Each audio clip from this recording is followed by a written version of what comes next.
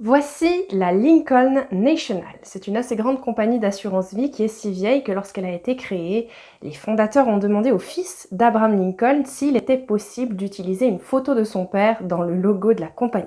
Le fils d'Abraham Lincoln a accepté et au cours des 117 dernières années, Lincoln National est devenue la 5e plus grande compagnie d'assurance vie des États-Unis et nous allons en parler aujourd'hui dans Nouvel Angle. Bonjour à tous et bienvenue dans Nouvel Angle, je suis Laetitia Rodriguez. Les affaires ne vont pas très bien en ce moment dans les secteurs des assurances américaines. Par exemple, l'année dernière, c'est-à-dire en 2021, Lincoln National a signalé une augmentation de 163% des prestations de décès versées dans le cadre de ses polices d'assurance vie de groupe. Cette statistique provient des déclarations annuelles que Lincoln National a déposées auprès des différents départements d'assurance de l'État. Et les documents ont été obtenus pour la première fois par le Crossroads Report, par le biais d'une demande de documents accessibles à tous. Si vous voulez consulter leur rapport original, vous pouvez le trouver sur crossroadsreports.substack.com. Maintenant, sur votre écran, vous pouvez voir un document qu'ils ont obtenu et qui a été initialement déposé auprès du Michigan Department of Insurance and Financial Services. Et même si ce document a été déposé auprès de l'État du Michigan, les statistiques de ce document proviennent de recherches menées à l'échelle nationale. Il nous donne donc un large aperçu de ce qui se passe actuellement à travers les États-Unis. Et selon ces documents, voici ce que le Lincoln National a versé en prestations de décès dans le cadre de ses polices d'assurance vie de groupe au cours des 3 dernières années. En 2019, l'année qui a précédé la pandémie, les prestations de décès dans le cadre d'assurance vie s'élèvent à 500 millions de dollars. En 2020, l'année où la pandémie a commencé, ils ont versé environ 548 millions de dollars. Il y a donc une augmentation d'environ 9%. Cependant, en 2021, la deuxième année de la pandémie et la première année du programme de vaccination de masse qui a vu près de 260 millions d'Américains se faire vacciner, eh bien la Lincoln National a versé la somme étonnante de 1,4 milliard de dollars dans le cadre de sinistres survenus. Si vous faites le calcul, cela représente une augmentation considérable de 164% par rapport à l'année précédente. Il convient de préciser une chose cependant. Ces déclarations annuelles qui sont déposées auprès de chaque État n'indiquent pas le nombre réel de sinistres qui ont eu lieu, mais uniquement le montant total des indemnités versées. En d'autres termes, ils ne précisent pas quel est le nombre de décès supplémentaires qui sont représentés par cette augmentation de 163%.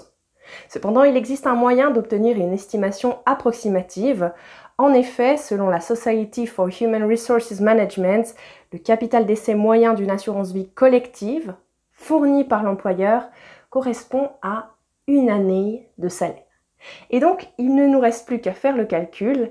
Si le salaire annuel moyen des personnes couvertes par une assurance vie collective aux États-Unis est de 70 000 $, alors il suffit de prendre les montants que Lincoln National a versés en 2020 et en 2021 pour obtenir une estimation du nombre de décès. Et en faisant cette opération, on constate qu'en 2021, il pourrait y avoir eu 20 647 décès d'adultes actifs couverts par cette seule compagnie d'assurance.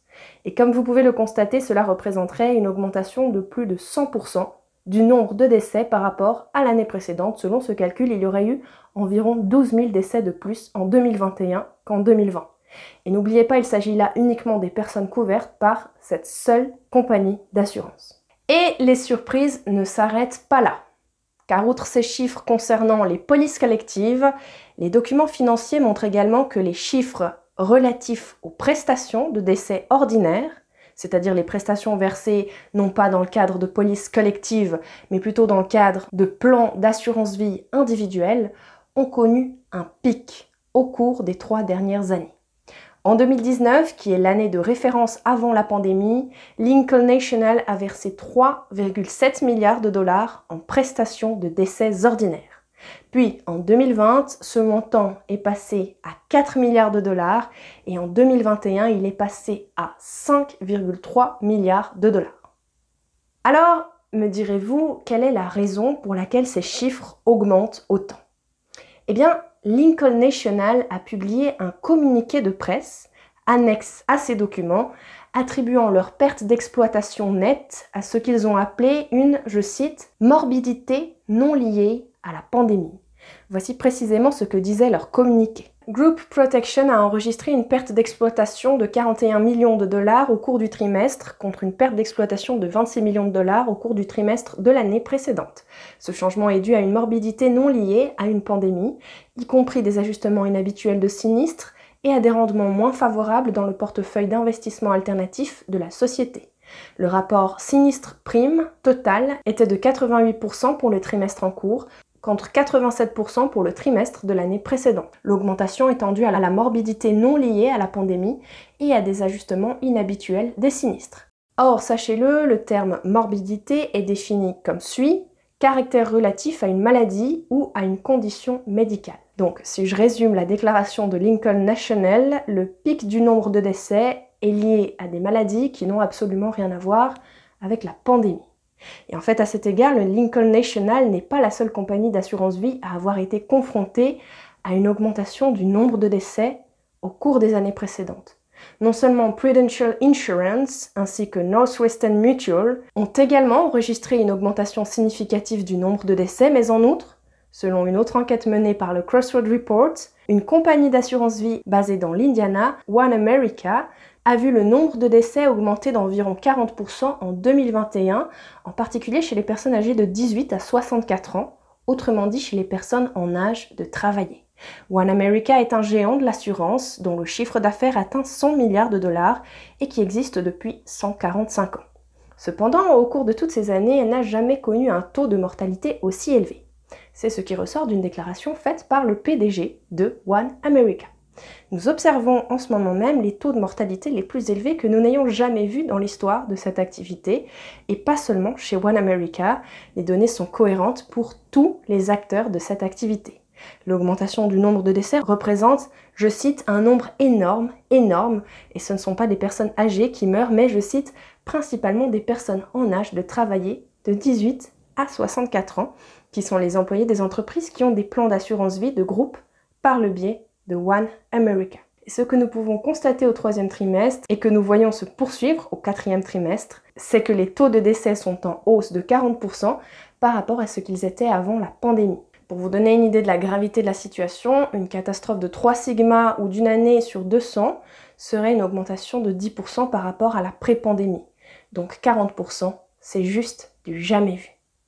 Et puis, tout comme la déclaration qui a été faite par Lincoln National, le PDG de One America a déclaré que la plupart des sinistres ne sont pas classés dans la catégorie des décès liés au Covid. Voici ce qu'il a précisé. Ce que les données nous montrent, c'est que les décès qui sont déclarés comme des décès Covid sous-estiment grandement les pertes réelles de décès parmi les personnes en âge de travailler à cause de la pandémie. Il se peut que tous les décès ne soient pas inscrits sous la rubrique Covid sur leur certificat de décès, mais le nombre de décès est tout simplement énorme. Maintenant, naturellement, la prochaine question logique à nous poser est la suivante. Quelle est la cause réelle de cette considérable augmentation de décès si ce n'est pas le Covid?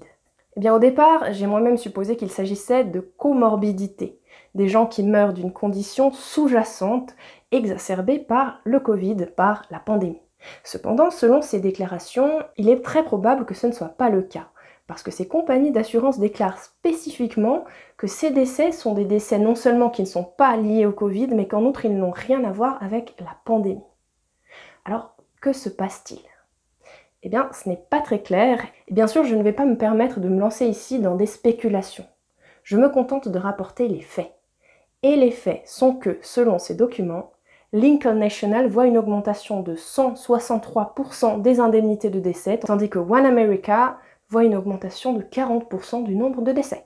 Si vous voulez passer ces documents au peigne fin par vous-même, ou si vous souhaitez lire l'article d'investigation original du Crossroads Report, eh bien vous trouverez les liens correspondants dans la boîte de description, située sous notre vidéo en ligne, que vous retrouverez sur YouTube et sur YouMaker. Et dans le prochain épisode, nous parlons de la garde nationale américaine, ou plus précisément du fait que la garde nationale américaine est actuellement sur le point de perdre une grosse partie de ses effectifs. Parce que voyez-vous, selon les estimations les plus récentes, environ 40 000 membres de la garde nationale risquent d'être renvoyés de l'armée en raison de l'obligation vaccinale. Selon les données du Bureau de recensement américain, environ 40 000 soldats de la garde nationale du pays n'ont pas été vaccinés. Pour votre information, ce chiffre représente environ 13% de l'ensemble des forces armées. Comme vous pouvez le constater, les troupes de la garde nationale de 6 États risquent d'être réduites de plus de 20% dans le contexte de ces licenciements pour absence de vaccination. Mais nous parlerons de tout ça dans le prochain épisode. D'ici là, je vous souhaite une bonne semaine et je vous remercie d'avoir suivi Nouvel Angle.